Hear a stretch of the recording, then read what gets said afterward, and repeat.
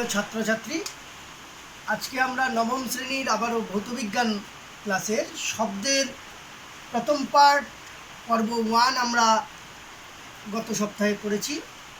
এই সপ্তাহে আমরা একটু স্কুলের কাজে ব্যস্ত ছিলাম জন্য চালালু বিতরণে, তাই পরের পার্টটা শুরু করতে মোটামুটি এক সপ্তাহ হয়ে গেছে। এখন থেকে আবার আমরা আমাদের নিয়মিত ক্লাস চালিয়ে যাব। তাহলে শব্দের প্রথম পর্বে আমরা কি পড়েছিলাম?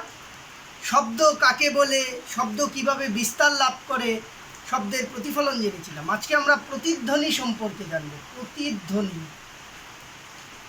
প্রতিধ্বনি কি? শব্দ তরঙ্গ যখন দূরের প্রতিফলক তলে প্রতিফলিত হয়ে ফিরে আসে, শ্রোতার কানে পৃথকভাবে যদি শব্দটা ফিরে আসে, তাহলে তাকে প্রতিধ্বনি বলা হয়। যেমন আমরা যদি পাহাড়ের কাছে জোরে আওয়াজ করি, তাহলে কি হয়? সেই শব্দটা আবার ইকো, যেটাকে ইকো বলে, ইকো হচ্ছে প্রতিধ্বনি। শব্দটা আমরা শুনতে পারি আবার একই রকমভাবে। এই হচ্ছে প্রতিধ্বনি। এই প্রতিধ্বনি শুনতে গেলে আমাদের একটা শব্দ উৎস থেকে সৃষ্টি হওয়ার পর 1/10 সেকেন্ড পর্যন্ত যে সময়, এই সময়ের মধ্যে যদি আমাদের মস্তিষ্কে শব্দটা প্রতিফলিত হয়ে আসে, তাহলে আমরা শুনতে পাবো না এটাকে। কারণ এই সময় পর্যন্ত 1/10 সেকেন্ড পর্যন্ত শব্দের রেশ আমাদের মস্তিষ্কে থাকে। তাই ক্ষণস্থায়ী শব্দ শুনতে গেলে ন্যূনতম উৎস ও শ্রোতার মধ্যকার ন্যূনতম দূরত্ব কত হতে হবে? শব্দের বেগ, বায়ুতে শব্দের বেগ ভি হচ্ছে 332 মিটার পার সেকেন্ড, বা 330ও ধরা হয় অঙ্কের সুবিধার্থে। তাহলে 332 ইন্টু 1/10 সেকেন্ড, এটা হচ্ছে দূরত্বটা 2D, যাবে আসবে সময়টা। তাহলে ডি ইকুয়াল টু কি আসবে? 332/2 ইকুয়াল টু 16.6 মিটার। যে শব্দ যদি দূরের, এরকম যে দূরে একটা প্রতিফলক তল আছে, প্রতিফলক তল এই হচ্ছে শব্দ উৎস, এখানে শ্রোতা, তাহলে এই শব্দ যাবে আসবে, দূরত্ব যদি ডি হয়, তাহলে আসতে 2D থেকে আমরা ডি পাবো। একই রকমভাবে একমাত্রিক শব্দের ক্ষেত্রে দূরত্ব কি হবে? একমাত্রিক শব্দের ক্ষেত্রে কি আসবে? D equal to 330 into 1/10 equal to 32.8 metre. দ্বিমাত্রিক হলে কি আসবে? তার দ্বিগুণ আসবে। দ্বিমাত্রিক শব্দের ক্ষেত্রে এভাবে আমরা করতে পারি। ত্রিমাত্রিকের আসবে 332 ইন্টু 2/10 ইকুয়াল টু 66.4। এভাবে আমরা একমাত্রিক, দ্বিমাত্রিক, ত্রিমাত্রিক শব্দের ক্ষেত্রে উৎস আর প্রতিফলকের মধ্যে যে ন্যূনতম দূরত্ব, উৎস আর প্রতিফলকের যে ন্যূনতম দূরত্ব, সেটা আমরা ক্যালকুলেশন করতে পারি। এবার এই যে শব্দের প্রতিধ্বনির ব্যবহারিক প্রয়োগগুলো দিই। যেমন সমুদ্রের গভীরতা নির্ণয় করতে আমরা এটা ব্যবহার করি। ধরি সমুদ্রের ভূতল থেকে একটি জাহাজ এখানে ছিল, নির্দিষ্ট সময় পর শব্দের প্রতিধ্বনি শোনা গেল। তাহলে এই এ বিন্দু থেকে যখন জাহাজটি বি বিন্দুতে আসে, তাতে শব্দের এই দুই পথে শব্দ আসতে পারে, এবি পথে আর এ ও এন দিয়ে দিই, আর এটা হচ্ছে এন দিই। তাহলে এ ও বি পথে শব্দ আসতে পারে, আর এ এন বি পথে এই দিক থেকে শব্দ আসতে পারে, আর সরাসরি এই দিক থেকে আসতে পারে। এবার শব্দের গতিবেগটা যদি আমি ভি ধরি, শব্দের বেগ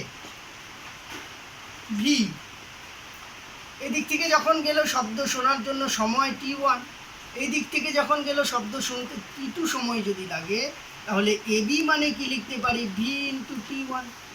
আবার এ ও বি পথে দূরত্ব এবি মানে এটা, তাহলে এও মানে হচ্ছে ভি টি1/2। আবার এ এন বি পথে শব্দের ক্ষেত্রে কি হবে, এবি আসতে হবে ভি ইন্টু টি2, বা এ এন ইকুয়াল টু কত আসবে, ভি টি2/2। দেখো এইটা আর এটা সমান হবে, এইটুকু সমান হবে। তাহলে এই যে গভীরতা এইচ আমরা নির্ণয় করতে পারি। তাহলে গভীরতা কি হবে, লম্বের আমরা যদি সূত্র করি ত্রিকোণমিতির, গভীরতা কি ছিল, ও এন ছিল, O N equal to root অতিভুজের স্কোয়ার মানে A N square minus A O square. তাহলে V T two square minus V T one ভি/2 তার স্কোয়ার। তাহলে আসবে ভি/2 root T two square minus root T one square. তাহলে সময়টা যদি আমার জানা থাকে আর বায়ুতে শব্দের বেগ আমি ভি জানি, তাহলে আমার গভীরতা এইচটা আমি ক্যালকুলেশন করতে পারবো। বুঝতে পারছো? ক্লিয়ার? এখান থেকে আমাদের অঙ্ক থাকবে যে একটা সমুদ্রের জাহাজের তলদেশ থেকে শব্দ করা হলো, তার এত সেকেন্ড পরে যদি প্রতিধ্বনি শোনা যায়, তার ক্ষেত্রে গভীরতা কী হবে নির্ণয় করব। এবার আমরা বিমানের আকাশে যদি বিমান ওড়ে, তার যে উচ্চতা, কত উচ্চতা থেকে বিমানটা উঠছে প্রতিধ্বনির সাহায্যে নির্ণয় করতে পারি। ধরি এটা ভূপৃষ্ঠ থেকে এইচ উচ্চতা ধরে একটা বিমান উঠছে। তাহলে বিমানটা প্রথমে এই অবস্থানে ছিল, এবার এইখানে একটা শব্দ করা হলো এবং টি সময় পরে তার প্রতিধ্বনি শোনা গেল বি বিন্দু। এক্ষেত্রে কি হবে, বিমানটা এইদিকে চলে যাবে, বিমানেরও বেগ ভি1 ধরি, আর শব্দের বেগ ভি2। তাহলে শব্দের বেগ ভি2, বিমানের বেগ ভি1, সময়টা টি1, খুব কম সময় পরে আবার চলে যাবে, শব্দটা শোনা যাবে। এবার কেন, কারণ বিমান সাধারণত যে উচ্চতায় ওড়ে তা সেই উচ্চতায় আসতে সময় কয়েক সেকেন্ড লাগে, সেই ক্ষেত্রে বিমান অনেকটা দূর চলে যাবে। কিন্তু জাহাজের ক্ষেত্রে এই যে জাহাজের বেগ সেটা নগণ্য ছিল, কারণ কয়েক সেকেন্ড পরে জাহাজের যে স্মরণটা হবে সেটা খুব নগণ্য। এক্ষেত্রে আবার আগের মতোই আমরা যদি করি, তাহলে কি পাবো, এ ও বি পথে যদি ধরি, তাহলে এ বি ইকুয়াল টু আসবে ভি1t, কি সময় পরে শব্দ শোনা গেল, তাহলে এও হচ্ছে ভি1t/2। আবার এ এন বি পথে এ বি মানে কত আসবে, ভি2t, তাহলে এন কত আসবে, ভি2/t/2। এবার আবার এই যে ত্রিভুজটার থেকে, ত্রিভুজ এ ও বি এ এন থেকে পাই, থেকে কি লিখতে পারি আমরা, ও এন মানে হচ্ছে রুট লম্ব ইকুয়াল টু অতিভুজের স্কোয়ার মাইনাস ভূমির স্কোয়ার এ ও স্কোয়ার। তাহলে ও এন হচ্ছে রুট, এন মানে হচ্ছে ভি2/t/2 তার স্কোয়ার মাইনাস ভি1/t তার স্কোয়ার ইকুয়াল টু কি আসবে, t/2 যদি কমন নিয়ে নিই, রুট ভি2 স্কোয়ার মাইনাস ভি1 স্কোয়ার। এটা হচ্ছে তার উচ্চতা, এত উচ্চতা দিয়ে বিমানটা যাচ্ছে। তাহলে এটা আমরা নির্ণয় করতে পারবো। এখান থেকে আবার ভূপৃষ্ঠের থেকে কত উচ্চতায় যাচ্ছে সেটা নির্ণয় করতে পারবো, যে কত সময় পরে শব্দের প্রতিধ্বনি শোনা গেল। শব্দের বায়ুতে শব্দের বেগ জানি, বিমানের বেগটা কত সেটা দেওয়া থাকবে, বসাবো, আমাদের অঙ্ক চলে আসবে। এই হচ্ছে আমাদের ব্যবহারিক যে প্রয়োগ সেটা। এবার শব্দ তরঙ্গের ক্ষেত্রে শ্রুতিগোচর পাল্লা, যে কত শব্দ পর্যন্ত আমরা শুনতে পারি, শব্দের যে কম্পাঙ্কটা 20,000 হার্টজ, 20 থেকে 20,000 হার্টজের মধ্যে যদি হয়, তাহলে আমরা সেই শব্দ শুনতে পারি, একে বলে শ্রুতি গোচর শব্দ। এটা হচ্ছে শ্রুতিগোচর শব্দ। এবার 20,000-এর শব্দের কম্পাঙ্কটা যদি 20,000 হার্জের থেকে কম হয় তাহলেও আমরা শুনতে পাবো না, 20,000-এর থেকে যদি বেশি হয় তাহলেও সেটা শুনতে পাবো না। এটা যেমন পাখির ডানা ঝাপটার শব্দ, এগুলো হচ্ছে 20,000-এর থেকে কম, তাকে বলে শ্রবণোত্তর। আর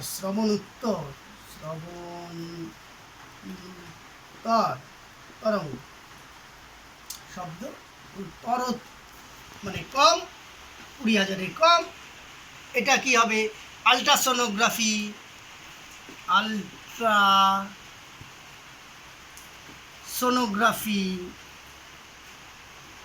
সোনোগ্রাফিতে এই তরঙ্গ ব্যবহার করা হয়।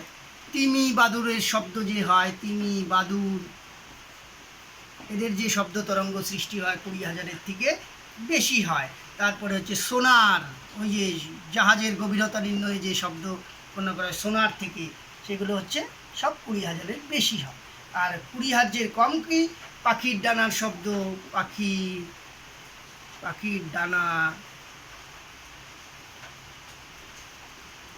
ডানার শব্দ যেটা হয়, পাখি উড়ার শব্দ, সেগুলো সব 20,000-এ কম হয়। এগুলো আমরা করব।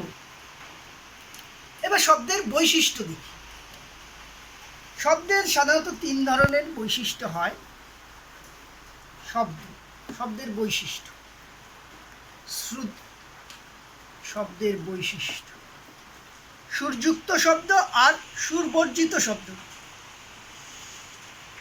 শব্দের বৈশিষ্ট্য, সুরযুক্ত শব্দের যে শব্দ শুনতে ভালো লাগে, শ্রুতি মধুর হয়, তা হচ্ছে সুরযুক্ত শব্দ হয়, নির্দিষ্ট কম্পাঙ্কের থাকে সেখানে। আর সুরবর্জিত হচ্ছে বিভিন্ন কম্পাঙ্কের শব্দ যখন একসঙ্গে হয় তখন সুরবর্জিত শব্দ। সুরযুক্ত শব্দের বৈশিষ্ট্য হচ্ছে প্রাবল্য, তীক্ষ্ণতা, আর হচ্ছে গুণ বা জাতি। প্রাবল্য হচ্ছে কত জোরে এসে শ্রোতার কানে শব্দটা শোনা যায়, সেটাই হচ্ছে প্রাবল্য, শব্দের প্রাবল্য।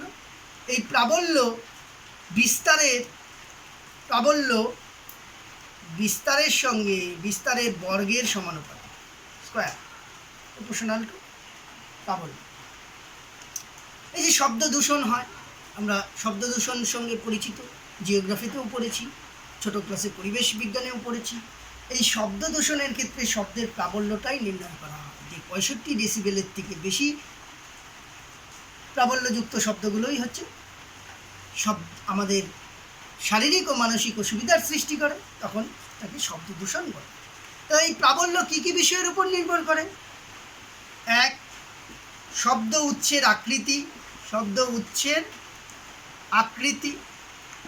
শব্দের উচ্চ যত বড় হবে, বক্সগুলো ভাবো, যে কোনো অনুষ্ঠানে আমাদের যে বক্স থাকে, যত বেশি বক্সের আকৃতি বড় হবে, তার থেকে যে শব্দ উৎপন্ন হবে তার প্রাবল্যটা বেশি হবে। উৎস থেকে শ্রোতার দূরত্ব,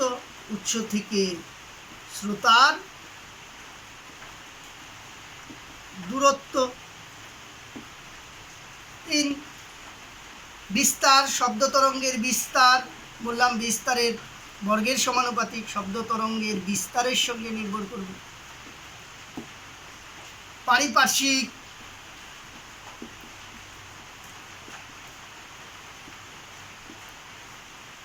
মাধ্যমে বস্তুর উপস্থিতি,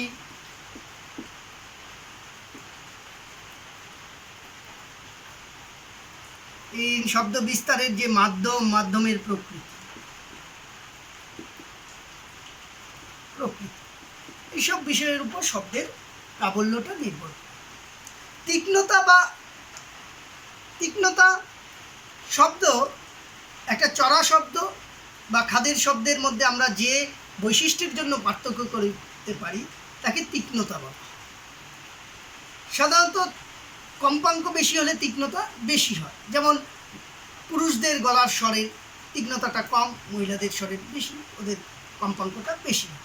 আর গুণ বা জাতি হচ্ছে একই প্রাবল্য, একই তীক্ষ্ণতা সম্পন্ন শব্দ যদি সৃষ্টি হয়, তাহলেও শব্দের যে বৈশিষ্ট্যের জন্য আমরা সেই শব্দ উচ্চটাকে পৃথক করতে পারি, তাকে গুণ বা জাতি।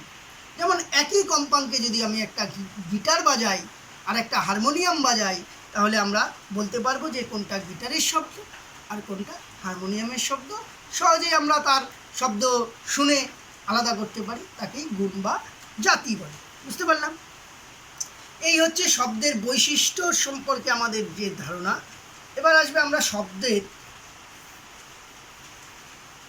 মানব কর্ণ। শব্দ আমরা শুনতে পাই যে অঙ্গের সাহায্যে, কর্ণ মানুষের কান, কর্ণের গঠন। লাইফ সায়েন্সে তোমরা আরও ভালোভাবে পড়বে মানুষের কানের গঠন। কান প্রধানত তিনটা অংশ: বহিঃকর্ণ, মধ্যকর্ণ আর অন্তঃকর্ণ দ্বারা গঠিত। অন্তঃকর্ণ। বহিঃকর্ণ হচ্ছে কর্ণছত্র, কর্ণপটহ, কর্ণগহ্বর আর হচ্ছে কর্ণপটহ নিয়ে গঠিত। কর্ণছত্র বা পিনা বলে, এই যে বাইরেরটা, যা প্রতিফলক তল হিসেবে কাজ করে। কর্ণগহ্বর হচ্ছে ভিতরে যে ফাঁকা অংশটা নলের মতো, মধ্যকর্ণ পর্যন্ত বিস্তৃত। কর্ণপটহ হচ্ছে বহিঃকর্ণের আর মধ্যকর্ণের মাঝে যে সংযোগ স্থাপনকারী পর্দা, তাকে কর্ণপটহ বলে। মধ্যকর্ণ তিনটা অস্থি থাকে: মিলিয়াস, ইনকাস আর স্টেপিস। স্টেপিস হচ্ছে মানবদেহের সবচেয়ে ক্ষুদ্র অস্থি, স্টেপিস। আর এখানে ইউস্টেচিয়ান নালী থাকে। ইউস্টেচিয়ান নালী কর্ণপটহের পর থাকে, যা কর্ণপটহের দুপাশে যে চাপের তারতম্য সেটা রক্ষা করে। আর অন্তঃকর্ণে কি হচ্ছে? অর্ধবৃত্তাকার